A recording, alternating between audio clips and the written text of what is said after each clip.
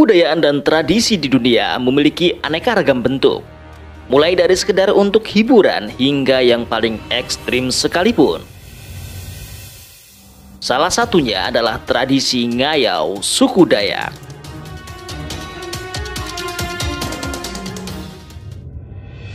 Kebanyakan orang mengetahui bahwa suku Dayak hanya ada di Kalimantan, Indonesia saja. Padahal yang sebenarnya suku Dayak tersebar di 3 negara. Selain di Kalimantan, Indonesia, suku Dayak juga dapat dijumpai di Brunei dan Malaysia.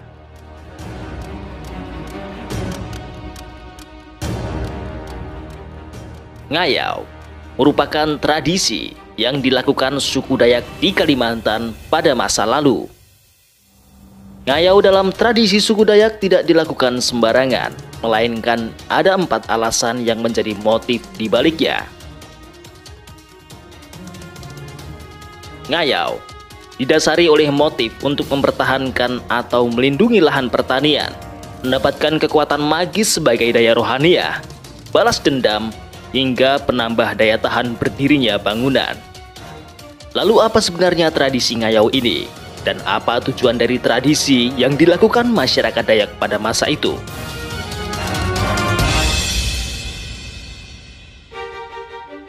Ngayau bisa diartikan sebagai perburuan kepala atau lebih tepatnya adalah tradisi potong kepala. Pada masa itu, masyarakat suku Dayak percaya bahwa tumbal kepala manusia dapat menjadikan bangunan lebih kokoh. Motif lain dari tradisi potong kepala suku Dayak ini adalah sebagai upaya mempertahankan diri dalam peperangan saling membunuh. Seseorang yang akan dibunuh jika tidak membunuh terlebih dahulu. Selain dalam peperangan, potongan kepala musuh hasil dari ngayau ini terkadang juga dijadikan sebagai mas kawin dalam pernikahan. Dengan demikian, calon pengantin pria dianggap memiliki kekuatan dan kemampuan untuk menjaga keamanan keluarganya kelak.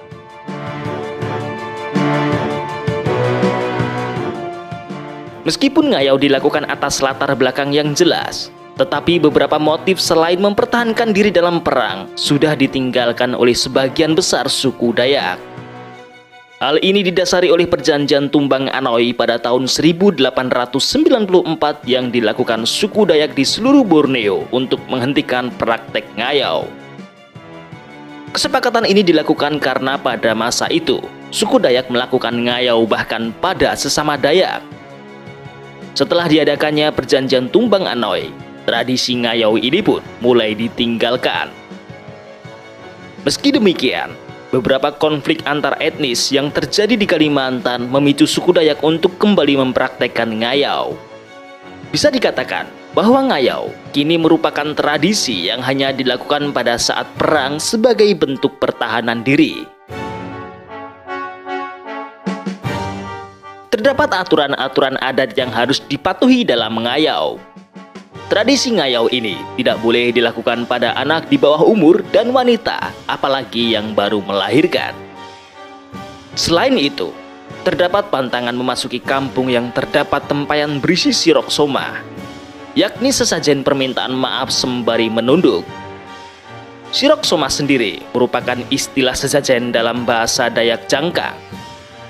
Sesajen tersebut berisi tuak, daging ayam atau babi, kue ketan yang dimasak dalam bumbu muda, lemang atau sombangkang, dan disajikan rapi di atas sebuah keranjang atau semacam altar.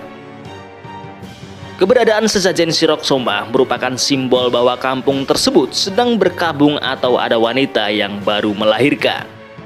Pantangan lain pada ngayau, yakni dilarang menjarah dan memperkosa.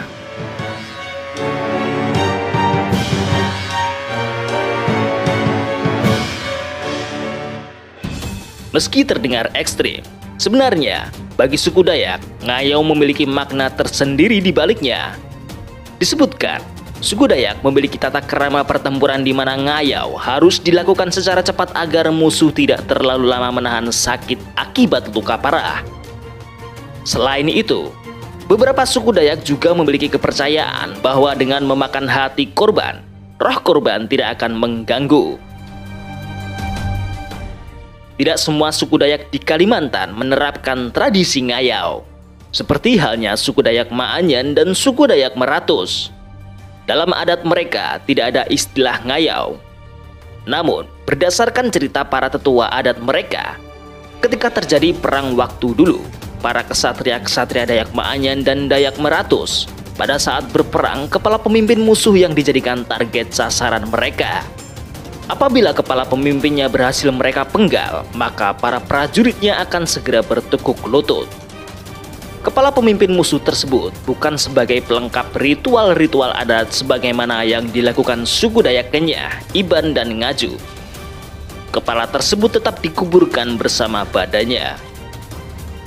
Meskipun suku Dayak Meratus dan Ma'anyan tidak menerapkan tradisi ngayau dalam adat mereka, namun mereka tetap berpendapat bahwa kepala manusia memiliki arti penting, yaitu kepala bagian yang paling tinggi di tubuh manusia dan memiliki simbol status seseorang.